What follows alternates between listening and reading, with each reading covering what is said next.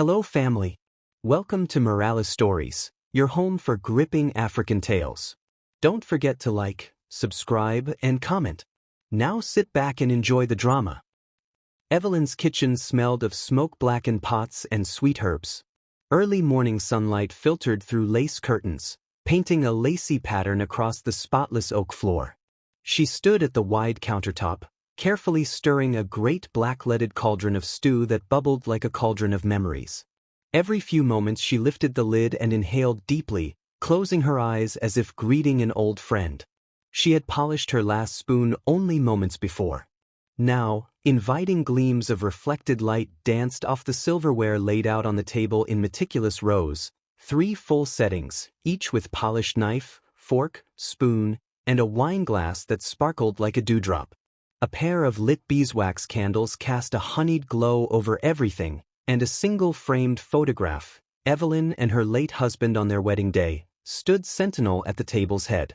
At 72, Evelyn moved with a warm dignity.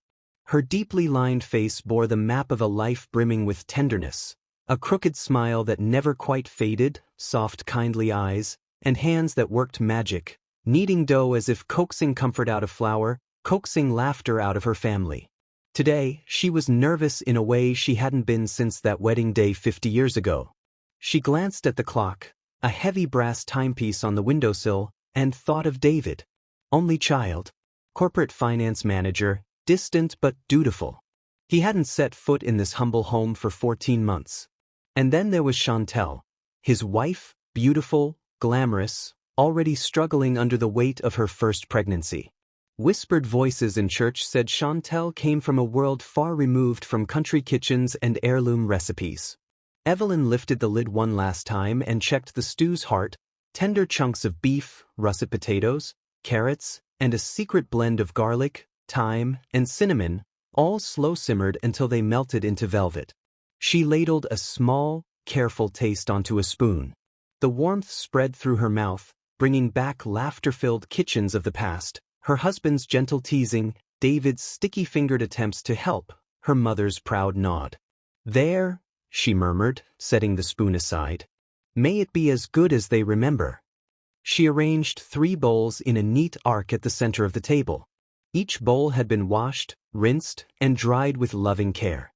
Then she measured 3 portions of stew into them, wincing slightly as the steam brushed her face. She straightened the folds of her floral apron, arranged a sprig of parsley on each bowl for color, and stepped back to survey her work. A gentle knock at the front door sent a flutter through her chest. She wiped her hands on her skirt, smoothed her silver hair into place, and opened the door. David stood beneath the porch light, dark suit slightly rumpled, briefcase at his side. He looked tired, but his eyes brightened when he saw her. Behind him, Chantel leaned against the doorframe, designer coat pulled around her, heels clicking softly on the porch boards.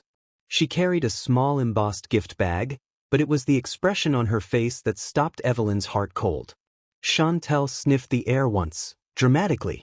"What is that smell? Someone died in the 1800s?" she asked, voice pitched loud enough for the empty porch to hear. Her lips curled, perfectly painted. She tilted her chin up. David cleared his throat. "Mom, hi." His words were polite but clipped, like the end of an email. He offered his arm, and Evelyn took it, surprised at the warmth of his grip. She sensed his discomfort. He was caught between duty and embarrassment. Evelyn plastered a smile on her face. "Hello, dears. Come in, come in." She stepped aside, guiding them into the kitchen. The heavy oak door shut behind them. Inside, Chantel wrinkled her nose again. She glanced at the flickering candles and at the happy photograph on the table. "It's quaint," she said. Then she raised a perfectly arched eyebrow. "Are we really eating that?" She jabbed a manicured finger in the direction of the cauldron on the stove. Evelyn's smile faltered for the briefest moment, but she recovered. "It's our family stew," she said softly. "Your grandmother used to make it, and your father," she glanced at David, "always loved it." David offered a nervous chuckle. "Yeah, Mom, it's something." He set his briefcase down, unhooked his tie, and ran a hand through his hair. Evelyn watched him, feeling a stab of pity for her son.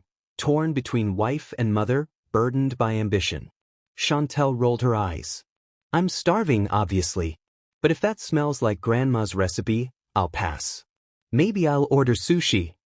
She reached into her bag and pulled out her phone, typing rapidly. Silence. Only the soft hiss of the stew simmering.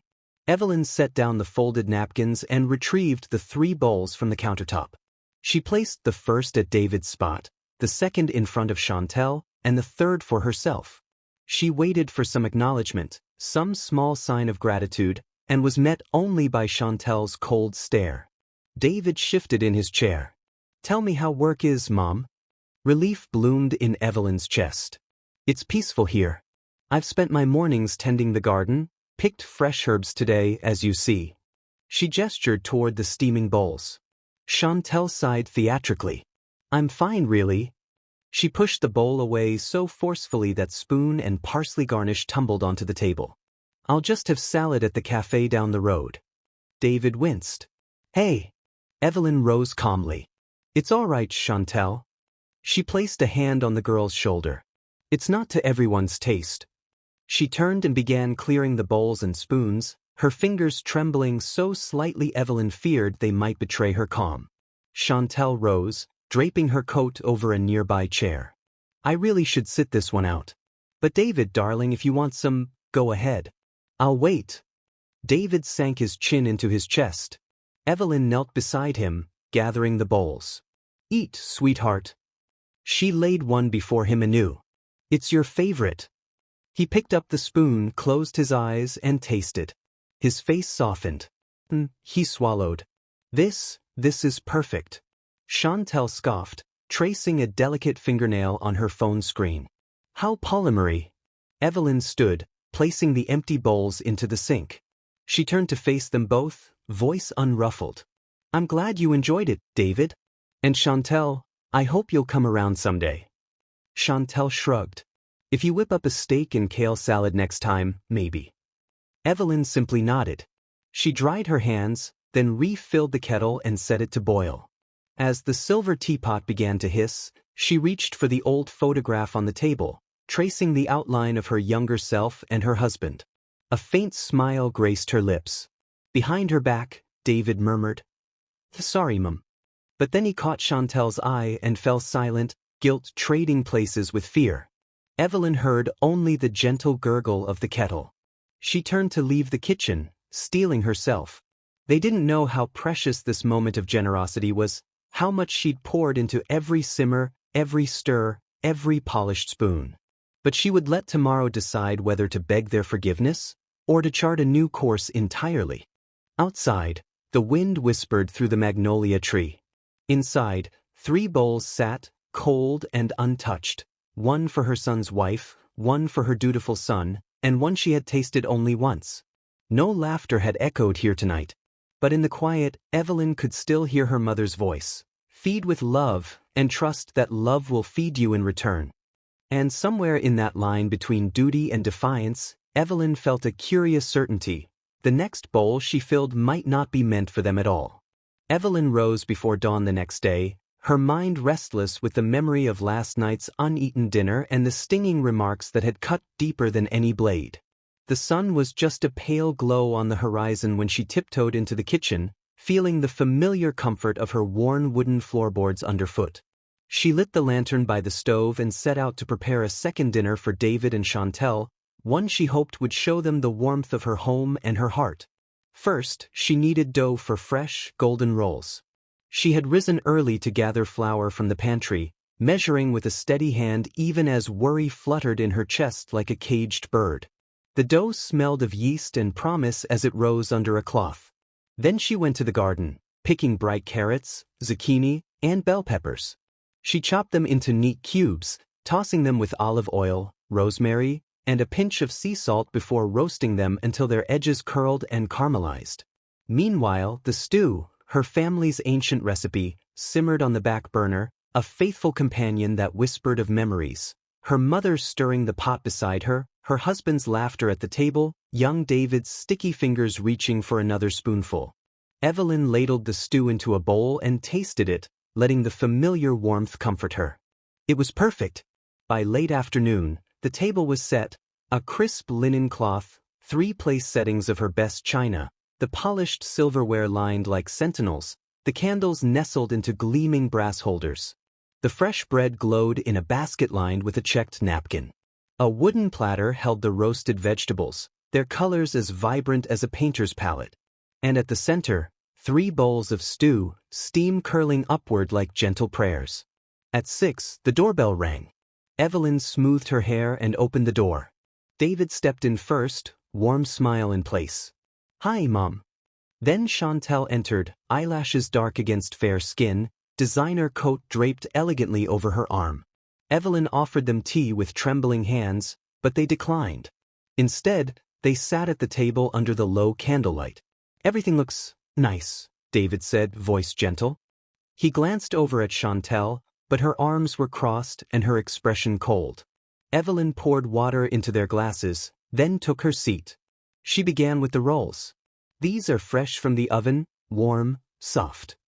She offered the basket. David reached out, tearing a piece and inhaling the yeasty aroma. "They're wonderful, Mom." He smiled. Chantel shook her head. "I don't eat bread. Gives me heartburn." She tapped her phone. "But go ahead." Evelyn placed the platter of roasted vegetables before them. These came from the garden. Zucchini, carrots, peppers, roasted to bring out their sweetness. David picked up a piece, his face lighting up at the taste. "Mom, these are incredible." Chantel sighed and prodded a roasted carrot with her fingertip.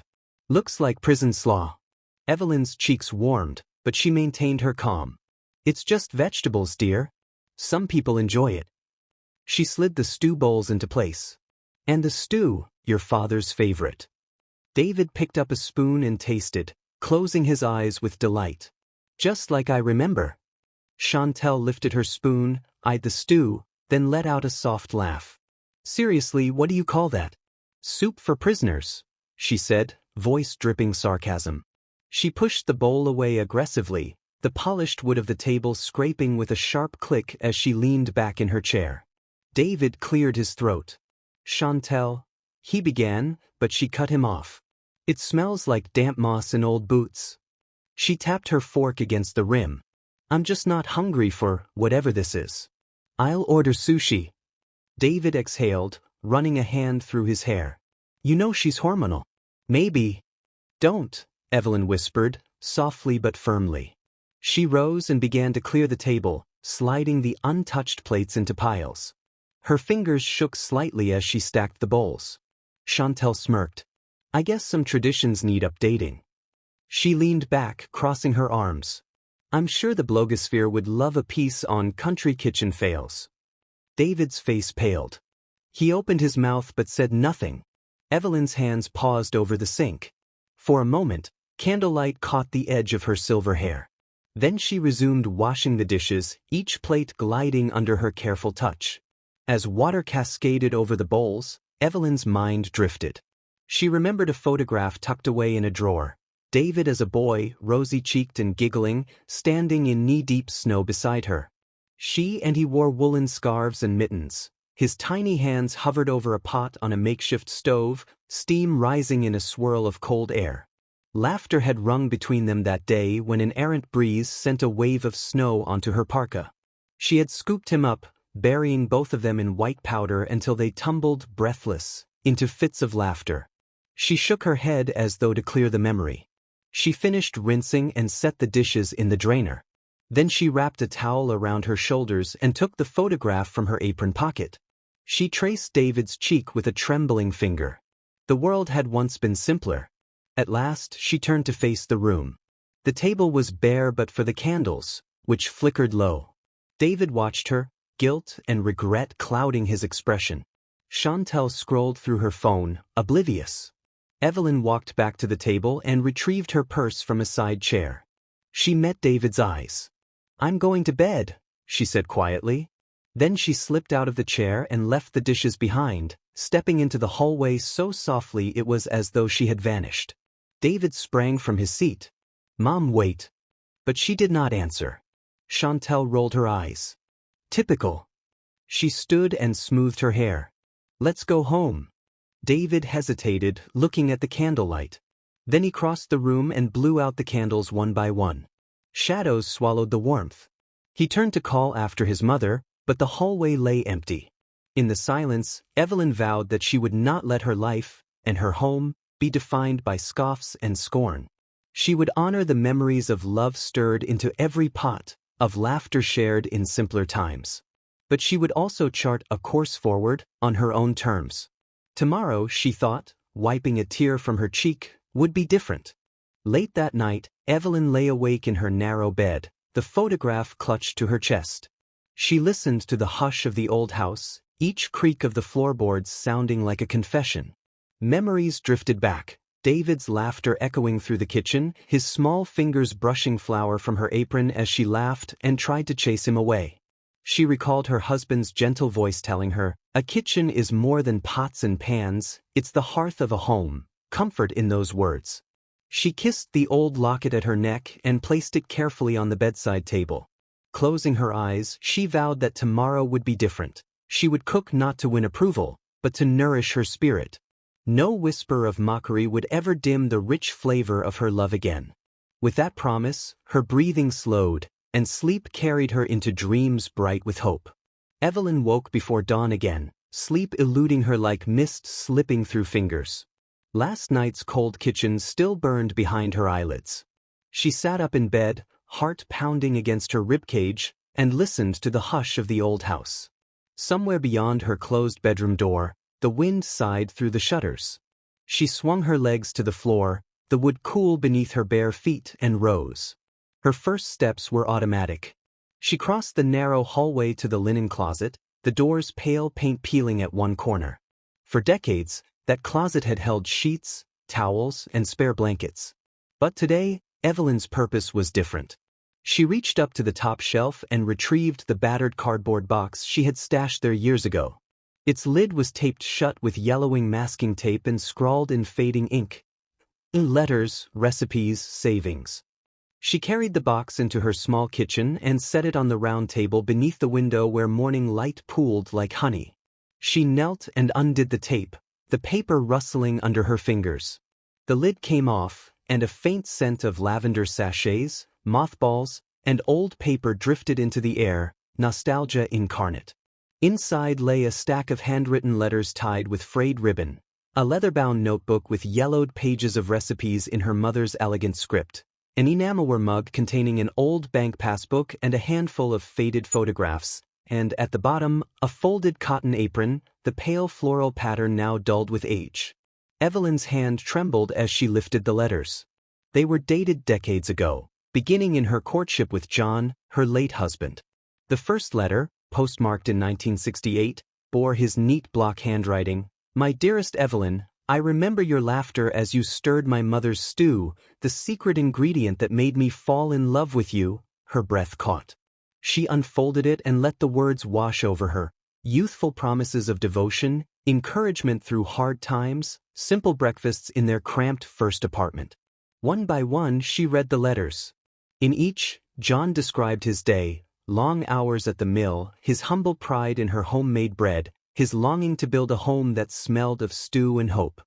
He wrote of her resilience when times were lean, of the way her smile could light a drab winter morning better than any sunbeam. Tears blurred Evelyn's vision.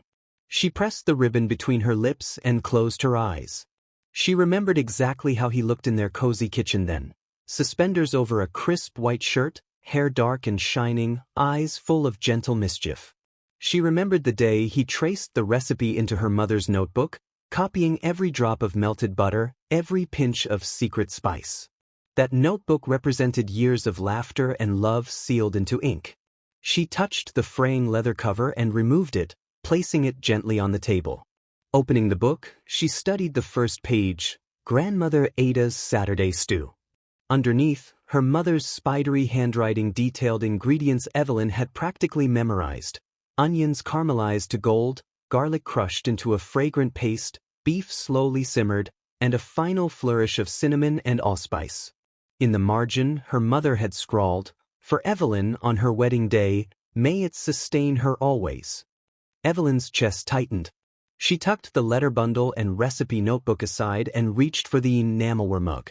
Inside lay the passbook, her modest savings account from decades of careful thrift. The little ledger was almost empty. A few dollars here and there, deposits after each shift at the diner where she had worked before moving to the country. But in the back flap was a small envelope marked "in case of need." With a reluctant finger, she opened it. Inside was a folded note in her mother's handwriting. "Dear Evie, if ever you must stand on your own, use this to carry you forward. Never forget that you are stronger than you think." Beneath the note was a single bank certificate showing a small life insurance payout from her husband's policy, deposited after his death 5 years ago. The amount, combined with her savings, totaled enough to carry her through retirement, and if she chose, to secure her home or invest in something new. Evelyn closed her eyes and leaned over the table, pressing her forehead against the cool wood. She thought of John's voice promising always and forever, and of her mother's fierce faith in her. She had weathered loss before, her parents, her husband, and yet here she was, still standing, still warming kitchens with her stew, still believing in the power of a simple home-cooked meal. She sat back and studied the cotton apron at the bottom of the box. It was faded but still sturdy, embroidered with tiny daisies. She lifted it and wrapped it around her waist, tying the strings low at her back. The memory of last night's mockery flashed across her mind. Chantel's curled lip, the sneer in her voice. Evelyn swallowed, her chest tightening with righteous anger. She folded the apron neatly and tucked it inside the box. Then she lifted the notebook and letters and arranged them on the table as if they were treasures on display. The morning sun had climbed higher now, and rays of light gilded the papers and leather, igniting the dust motes dancing in the air. Evelyn took a deep breath and spoke aloud, her voice firm and steady. "No one mocks with impunity." She reached for the box and carried it up to her bedroom, placing it on the floor beside her wardrobe. She snapped the lid shut, feeling its finality. Then she turned and walked to the mirror above her dresser. She gazed into her own reflection, silver hair coiled softly at her nape, warm brown eyes still bright, and a posture renewed with purpose. For years she had lived quietly, content in her routines and memories. But now, something beyond contentment stirred within her, a fierce determination rooted in decades of love, loss, and self-respect. She would no longer serve stew to those who spat on her generosity. She would no longer shrink in the shadow of her own home. She thought of David, her only son. She loved him deeply, but he had allowed Chantel's ridicule to wound her. And Evelyn shuddered at the thought of that snide, glamorous woman trampling on family traditions. She deserved no place at Evelyn's table. Evelyn slipped into her slippers and retreated to the living room, where her old wheelchair sat by the window. She sat down and opened the phone book to the front, flipping to a page marked with a smudge of tea. There, she found the number of the local nonprofit that sheltered single mothers, a place she had visited once to donate vegetables. She dialed carefully, listening to the recorded voice guide her through options. "Hello, this is Evelyn Martins," she said when a human answered. "I'd like to speak with someone about donating my home to your organization." Silence on the line, then a warm voice. "Mrs. Martins? That's extraordinary. How may we assist you?" Evelyn closed her eyes and let herself breathe. "I have a 3-bedroom house, paid in full, with a garden. I'd like it to shelter single mothers in crisis. They need a place of warmth and stability, exactly what my home gave me." She paused, listening as the nonprofit's representative expressed gratitude. After hanging up, Evelyn sat for a moment, absorbing the weight of her decision. She could feel John's gentle presence urging her onward, his love a steady flame. Her mother's words echoed, "You are stronger than you think." She rose and walked to the bedroom, stopping before the closet that held her box of memories. She placed a hand on the doorframe, but did not open it. Instead, she turned and walked back to the living room, each step sure and measured. Tomorrow she would contact the lawyer. Tomorrow, she would sign the paperwork. Tomorrow, she would lock the door behind her and leave the key with her neighbor. Evelyn looked around her living room, the velvet armchair where she read, the quilt draped over the sofa where John's head had rested beside hers, the wooden coffee table scarred with decades of use. These walls had witnessed a lifetime of love and laughter. But they would now witness hope for others in need. She carried a small notepad to the desk and began drafting a letter. To David, to Chantel, to anyone who came searching for explanations. She wrote, "I once served stew to kings and children, to lovers and strangers. It was never about the food. But if someone can mock a bowl made with love, they don't deserve a place at my table. I leave my home to those who understand kindness." She paused, pen hovering above the paper. She pictured the faces of the mothers and children who would one day knock at her door, longing for safety and care.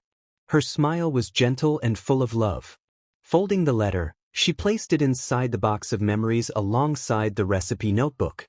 The letters from her husband would bear witness to why she had chosen this path. The passbook would show she had the means to live simply elsewhere. The apron, her final gift, would remind her of the strength in her heart and the dignity she retained. Late that morning, Evelyn set the box back on the top shelf of her closet, tape sealing it shut with quiet authority. She looked up at it, a symbol of her past and the future she was crafting. She turned away and went about her day, tending the garden, chopping vegetables, preparing a pot of tea far gentler than the stew that had once been mocked. In her kitchen, sunlight glinted off the counters.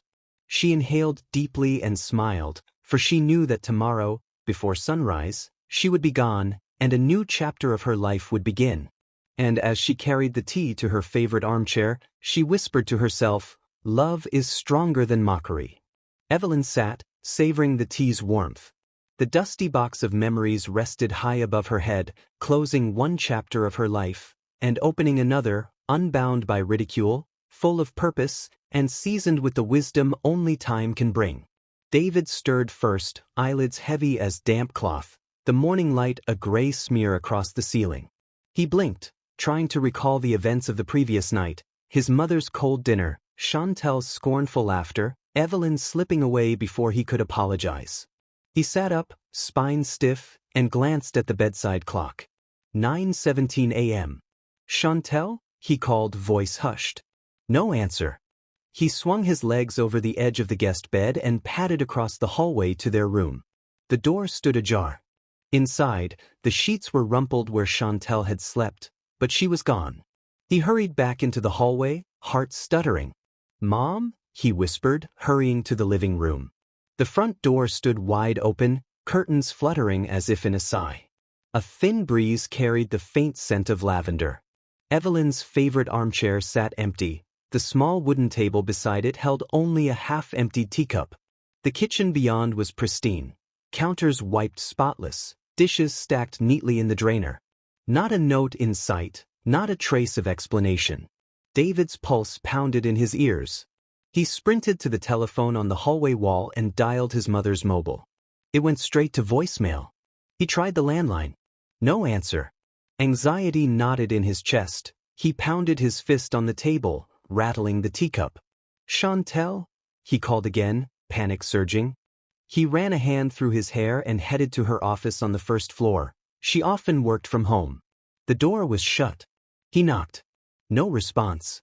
By then, Chantel reappeared in the hallway, wrapped in a cashmere robe, hair mussed but still coiffed. In one gloved hand she held a designer tote. "What's going on?" she demanded, eyes narrowing. "Mom's gone," David gasped. "Did she left?" No note. No word. Chantel rolled her eyes and tapped her phone. Maybe she went to the early service at church. She shrugged. She always pokes around at those seniors' prayer breakfasts. She stepped past him, her heels silent on the hardwood. David shook his head. "She didn't tell me. She's 90. Let her roam." Chantel headed downstairs, clicking her tongue. David followed, dread pooling in his stomach. At the bottom of the stairs, their neighbor, Mrs. Adamma, stood on the front porch in floral slippers, holding a small brass key on a red ribbon. Her face was calm, but her eyes held something curious, an unreadable gleam. "Good morning," she said softly, nodding. "David, dear." "Morning." "Mrs. Adamma, do you know where Mom went?" he asked. Mrs. Adamma held up the key. "She asked me to give this to you when you woke." Chantel plucked the key from the ribbon, examining it. It was old-fashioned, heavy, the bow stamped with an ornate filigree pattern. "What is this?" "Her house key." David's voice shook. "I don't understand." She said, "Give them the key when they wake up." Mrs. Adamma repeated, tone gentle. "That's all she said." Chantel laughed, a short, surprised bark. "She left us the house? Isn't that sweet?" She tapped her manicured nail against the metal. "Mom's feeling generous." David swallowed. "No, she wouldn't do that without a word." But Mrs. Adamma's lips curved in a polite smile. She seemed quite determined. "I thought you'd be pleased." She gave David a small nod and turned to head back up her driveway. David opened his mouth, but the neighbor's retreating figure left him speechless. He closed the door and turned to Chantel, who was slipping the key into her tote. "Well?" she asked, arching an eyebrow. "Are we heirs or not?" David swallowed around a lump in his throat. "I have to call the lawyer." Chantel's face lit up. Finally, something to look forward to. A mansion, a luxury car. Mom must have sold that pram in the garage for a fortune. She laughed. "I told you she was hiding cash." David sank onto the sofa, leaning forward, elbows on knees. His head ached. "I don't think it's that simple." Chantel tossed her robe back and strode to the kitchen. She flung open cupboards, scanning the shelves. Maybe she left a letter. A will. Who knows? David rubbed his temples. "I can't believe she'd do this." He ran his hand through his hair, grinding his teeth. "Think, Chantel. No voicemail, no note, just a key. Why wouldn't she leave a letter?" Chantel paused at the countertop, a half-empty carton of milk at her feet. She picked up a wine glass and sniffed it, then shrugged and returned it to the cabinet. "Maybe she trusts us to figure it out." David stared at her. "You saw the look on her face when you insulted her stew. She was wounded." Chantel waved a hand dismissively. "She'll be back in an hour, apologizing for the dramatics. She always forgets her own stubbornness." He shook his head. "No. I think she did this on purpose. She's given us something." Chantel rolled her eyes. "Okay, big deal." She walked back to him, smoothing invisible wrinkles from her robe. "Relax, Dave. We'll call the lawyer. We'll get the deed. We'll be millionaires." David closed his eyes, picturing the neat kitchen, the half-emptied teacup, the floral slippers on Mrs. Adamma. It felt like a dream. "I need coffee," he muttered. He stood and walked toward the pantry, each step heavy as regrets. He filled the kettle and set it on the stove, hands trembling. Behind him, Chantel kicked off her slippers and climbed onto the stool at the island. She tapped her phone, scrolling. David turned at the stove. "Chantel." She held up a finger. "Just a sec." He released a breath, then called out, "I'm going to the lawyer's office. I'll be back soon." She didn't look up. "Fine." He grabbed his phone and wallet from the entry table and hurried out, the front door clicking shut behind him. He paused on the porch, staring at the brass key in her tote slung over her shoulder, sunlight glinting off its filigree. A draft of wind rustled the magnolia leaves overhead. David shivered. He inhaled deeply and headed down the driveway toward his car, every instinct shouting that something important had shifted in the night, something that would change all their lives. Inside, Chantel remained seated on the stool, legs crossed elegantly. She pulled the key from her bag and held it up, turning it between her fingers. A slow smile curved her lips. "Welcome to my new life," she murmured. She slipped the key back into her pocket and tapped her phone. Minutes later, they met at the lawyer's office, a sleek glass building downtown. The receptionist led them to a private foyer. David's heart pounded. Chantel tapped her nails against the marble. After a few tense moments, the lawyer emerged, spectacles perched on his nose, a folder in hand. "Ah, Mr. and Mrs. Thompson," he said, ushering them into his office. "I understand Mrs. Martin's left you something." Chantel perched on the edge of the leather chair. "We received a key. We believe it's to her house." The lawyer nodded, sliding the folder across the desk. David opened it and found a copy of Evelyn's will, dated last week.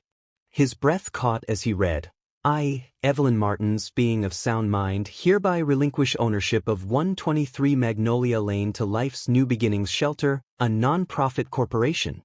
Chantel's expression flickered from excitement to confusion, then to dismay. Wait, she didn't leave it to us? David stared at her, then back at the paper. She gave the house to the shelter. The lawyer cleared his throat. Yes, she specified that the property be transferred in full to the organization. You have no claim. Silence filled the room. David felt as though the floor had dropped away. He looked at Chantel, whose face had drained of color. She stared at the folder in disbelief. But the key, she whispered. Why give us a key? David closed the folder and stood, voice trembling. She wanted us to know. Chantel leaped to her feet. To know what? That she's giving our home away. She slammed her hand on the desk, rattling papers. She can't do this. The lawyer rose.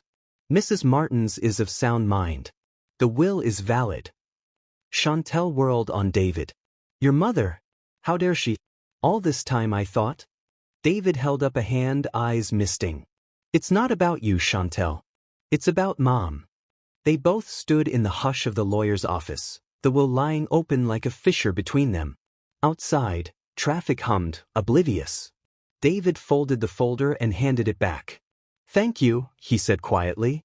He left without another word, leaving Chantel staring at the empty doorway. On the drive home, David kept the speed low, mind whirling with regret and bewilderment. He pictured Evelyn saying, "Give them the key," and realized she had given them something far greater than a house, a lesson in respect and the power of compassion. By the time he pulled into the driveway, the sun hovered low on the horizon, painting the world in gold. David lingered in the driveway, gazing at the tidy kitchen window where candles flickered in memory. He felt small, chastened, and determined to honor his mother's gift in a way that mattered. Inside, the house stood silent, key still dangling from the hook by the door, a silent challenge and an unspoken promise. And somewhere in that quiet, David knew the true inheritance was not the walls of brick and mortar, but the warmth and love they had sheltered for a lifetime. A week slid by in somber silence. David found himself moving like a ghost through his mother's empty hallways, each creak of the floorboards a reminder that she had left without farewell. He went to work, sat in meetings, nodded at numbers on spreadsheets, but his mind was elsewhere, haunted by the clang of a shattered family tradition and a key dangling uselessly on his key rack. Early one Thursday morning, a plain brown package arrived, slumped over in the mailbox like a confession waiting to be claimed. He stared at it on the kitchen counter, the tag scrawled in familiar looping handwriting. For David Thompson. Read carefully. No return address. His pulse kicked up as he tore open the tape. Inside lay a single sheet of heavy parchment, folded neatly. Beneath it, nothing else. No gift, no token, just the letter. He eased it out and unfolded it. The letter read, Dear David, I once served stew to kings and children, to lovers and strangers. It was never about the food. But if someone can mock a bowl made with love, they don't need a place at my table. I didn't leave you the house. I left you the lesson. Mom. David's fingers trembled. He sank onto a stool, absorbing those simple words like a splash of cold water. The handwriting was his mother's, bold, sure, each letter flowing into the next as if punctuated by conviction. He read it twice and a third time, as though truth revealed itself in each pass. He rifled through the package for any hint of an explanation, but it contained only the letter and a photocopy of the deed to 123 Magnolia Lane. He eyed that too, then dialed the law office. The receptionist confirmed what he already suspected. The property had been transferred to the non-profit Life's New Beginnings shelter. No clause for him, no right to appeal. How can she do this? He muttered, thumb on the parchment. The weight of her decision settled in his chest like a stone. His mind flashed back to childhood dinners, to her laughter rising above the hiss of steam, to the way she had taught him to savor every spoonful.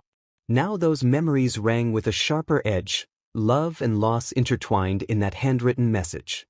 He called Chantel next. She answered after 2 rings, voice brisk.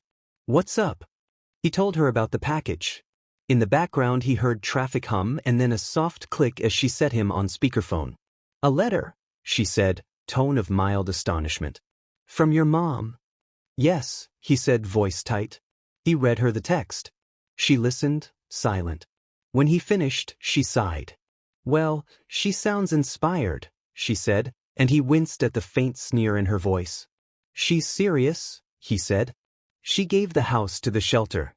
"Does this mean we have nothing?" she asked. He swallowed. "Yes." Chantal was quiet for a moment, then she laughed, but it was brittle, hollow. "That is so noble. But also ridiculous. I mean, what about you, David? Where are we supposed to live now?" He closed his eyes. "I don't know." They argued, pointless words flung into the void of disappointment.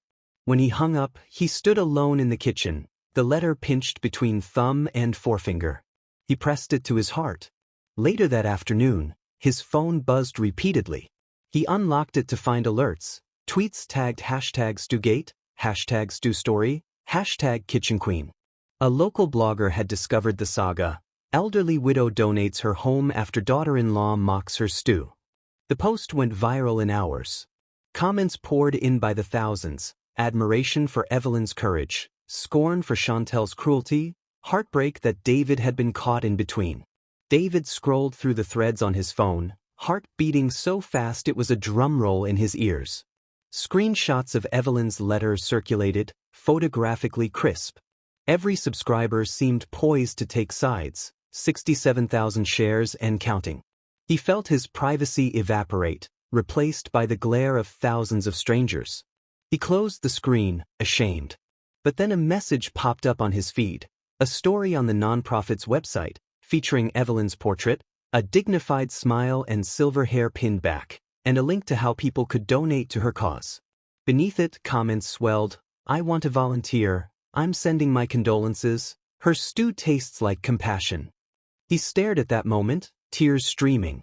The world had painted his mother as a heroine, as a woman whose love transcended insult. He realized in that instant that she had given him far more than a house or a lesson. She had given a story that people needed to hear. Within minutes the story reached audiences, shared by anchors and talk shows. Clips of Evelyn's kitchen, photographs of her gentle smile, and heartfelt commentary flooded screens. Viewers sent supportive messages, recipes, offers, eager to carry forward her legacy of kindness. His phone rang again. This time it was his old friend and coworker, Mark. "I saw it online," Mark's voice said. "I'm so sorry, David. Your mom's letter, powerful stuff." David exhaled. "Thanks, Mark." "I'm inviting you to lunch," Mark said. "We're all talking about it at the office. People want to know more about your mom." David sipped the dark roast. "She's always been authentic." Mark leaned forward. "Write a blog, start a page, help them see the real Evelyn." He thought of the photos in his mother's closet box, her young face framed by wind-blown hair, spoon in hand. He decided Mark was right. He would share memories, dinners, stories, laughter. He would honor her legacy properly. Back home, he cleared the desk and set up his laptop. He typed a post titled "Lessons from My Mother's Table." He described the day she taught him to stir the pot without burning the meat, the day she wiped a tear from his cheek after his first heartbreak. He included photos, one of her smiling by the stove, another of him as a boy covered in flour. He uploaded the letter, scanned in with his commentary. Within minutes, notifications pinged. His blog post soared, thousands of reads, dozens of personal messages. Emails arrived, sponsors offering to fund a documentary, a local cooking channel inviting Evelyn to share her recipes. He thought of how his mother had nurtured him with every spoonful of stew, and how now the world was ready to taste something more, her compassion. That evening, David brought his laptop to the empty kitchen table. He spread out the printouts, news headlines, comments, emails. He lifted the letter from where it rested beside his computer. He touched the words with reverence. "You did something wonderful," he whispered. "You changed people." Outside, dusk settled. The first star winked on. David looked up at the sky, envisioning Evelyn in her tiny apartment, maybe watching the same star. He imagined her stirring a pot of homemade soup for the women at the shelter, telling them to savor the love in every bite. Tears brimmed in his eyes as a surge of pride warmed his chest.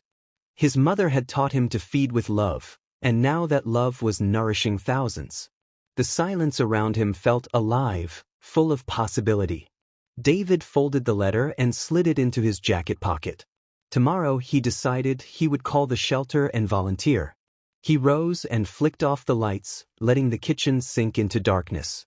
As he ascended the staircase, he whispered once more to the empty house, "Thank you, Mom." In every corner of the internet, Evelyn's lesson echoed, "Kindness is the greatest legacy." And somewhere, beneath the soft glow of a lamplit window, she smiled, knowing her story had found its table, and that the world was finally listening. Evelyn's new apartment was a humble one-bedroom off a quiet lane, the walls painted a soft cream and the air often scented with fresh basil from a small windowsill planter. Every morning, she rose with the sun, slipping into her apron to prepare vegetables for the shelter she had donated her former home to. The shelter's communal kitchen was now her workplace of choice. She chopped peppers, boiled potatoes, and stirred pots of hearty soup for single mothers and their children. The clatter of spoons against bowls, children's laughter, and gentle chatter created a symphony of hope that filled her heart. She had traded her silver polish for soup ladles, but the purpose felt richer than any dish she had ever served. One crisp morning, Evelyn arrived at the shelter to find Naomi waiting with a gleam in her eye and a smartphone in hand. "Good news, Aunt Evelyn," Naomi began, the affectionate title more welcome to Evelyn than she could express. "Your latest video hit 2 million subscribers last night. We've been invited to host a live Q&A next week." Evelyn smiled, astonished. She had never dreamed her simple cooking demonstrations would touch so many lives. Naomi hugged her, explaining that comments poured in from around the world, stories of families reuniting, strangers paying kindness forward, and viewers inspired to volunteer at local shelters. That afternoon, after the lunch service, Naomi and Evelyn sat before a camera set on a makeshift tripod in the corner of the kitchen. The lens captured the steam rising from a simmering pot of stew. "Hello, friends," Evelyn began, her voice steady despite the thrill in her chest. "Today, I want to share the story of why kindness is the secret ingredient in every recipe." She spoke of her mother's old kitchen, of her decision to leave her house to those in need, and of how compassion had shaped every spoonful of her family's stew. The live chat exploded with hearts and affirmations as viewers sent virtual applause and real donations through the shelter's link. Back in her apartment that evening, Evelyn arranged the day's mail on a small wooden table. Among letters from fans, she found messages from single mothers who had overcome hardship because of her videos, and professional chefs requesting interviews on radio shows. But the most cherished message was a simple postcard from an elderly viewer in Cork, Ireland, whose handwritten note said, "Thank you for reminding me that love is what nourishes us all." Evelyn pressed it to her chest and whispered, "I cook from my heart." Meanwhile, David found his routine transformed by his mother's new life. Each morning, he checked her channel for the latest upload, moved by the genuine warmth she shared. He realized how much he had taken her kindness for granted, and how small gestures, like the bowl of stew she had once offered, could carry enormous meaning. One Saturday, he texted her, "Mom, can I come visit this afternoon?" Almost at once, her reply glowed, "I'll have tea and stew waiting." When David arrived at Evelyn's door, he carried a gift, a jar of honey from the apiary near his office, its golden sweetness intended as a token of gratitude. Evelyn greeted him with open arms, her smile illuminating the cozy space. In the corner, a laptop streamed her most recent video, paused at the moment her apron dipped into the pot. Behind her, framed screenshots from the channel lined a shelf beside recipe notebooks and a small potted mint. "Welcome home," Evelyn said softly, guiding him to the modest kitchen. "Sit, dear." She placed a teapot on the tiny stove and began slicing carrots for a fresh salad. David watched her hands move with grace, recalling the day he had first learned to stir her treasured stew. He noticed the way her eyes crinkled with gentle focus, the lines of experience etched into her face. "You look radiant," he said, voice thick. "I'm proud of you, Mom." She paused and turned, her eyes shining. "I'm just glad to be of use," she replied. As the kettle whistled, Evelyn ladled hot water into 2 mismatched cups and added a sprig of mint. She brought the cups to the small table and set the jar of honey between them. They sipped in companionable silence, the only sound the soft hum of the radiator. Then Evelyn rose and returned to the stove, retrieving 3 bowls of stew and a loaf of crusty bread from the counter. She trimmed slices and placed them in a basket lined with a checked cloth. David stood and helped carry the tray to the table. He inhaled deeply at the aroma: rich broth, tender beef, sweet vegetables, and that subtle whisper of cinnamon that made the recipe his grandmother Ada had first passed to his mother. "Here," Evelyn said, setting a bowl before him. "I thought you might like the first taste." He dipped his spoon in and lifted it to his lips, closing his eyes as warmth spread through him. He swallowed and met her gaze. "It's perfect," he whispered. "Just like always." Evelyn reached across the table, her fingertips brushing his. "I learned that recipes bring people together, but it's kindness that makes them stay." David nodded, understanding the gift she had offered far beyond the kitchen. They ate slowly, savoring each bite and each other's company. Outside the window, early autumn light filtered through the ivy, painting the apartment in soft gold. Midway through their meal, a faint noise came from the hallway, a gentle coo, then snuffling breaths. David stood and retrieved the baby monitor from the side table. "Chantel and the baby are here," he said with a soft smile. "She brought him to meet you." Evelyn's eyes brightened. She placed a spoonful of stew aside and led David down the hall. In the pastel nursery, Chantel cradled their infant son, his dark eyes wide with curiosity. The baby gurgled when he saw Evelyn approach, lifting tiny fists as though reaching for her. "Hello, little one," Evelyn said, voice tender. She accepted the baby in her arms, careful and gentle. He yawned and curled into her shoulder, his tiny fingers grasping the collar of her blouse. Chantel watched, her earlier scorn now softened into gratitude. Evelyn hummed a lullaby her mother had sung, swaying lightly. The baby's eyelids drooped, then snapped open at the sound of distant spoons in the kitchen. Evelyn chuckled and set him gently back in Chantel's arms. "He's going to love a good stew someday," she said. Chantel met her eyes and nodded, sincerity replacing reproach. "Thank you for welcoming us, Evelyn," she said quietly. "You've shown me what family really means." Back at the table, David poured fresh tea and handed Chantel a cup. He raised his glass in a small toast. "To Mom's stew, may it always remind us of kindness." They clinked together, and Chantel took a careful sip, her smile genuine. "To kindness," she echoed. As the late afternoon sun dipped lower, they returned to the dining area. Evelyn sat between David and Chantel, the baby nestled in his father's lap. Together they shared bowls of stew, bread dipped in broth, and gentle conversation about memories and future plans. The computer on the shelf streamed comments coming in live, hearts and hugs from viewers celebrating Evelyn's channel and her shelter's new initiatives. When the bowls were empty, the baby stirred once more, a soft giggle bubbling from him as his tiny hands patted David's arm. The sound was so pure it stopped everyone's conversation. Evelyn laughed, a clear, joyful sound that seemed to fill the apartment with light. "He approves," she said, her voice warm. David reached down and tickled the baby's foot, eliciting another delighted squeal. In that moment, surrounded by family and new beginnings, Evelyn felt a profound contentment.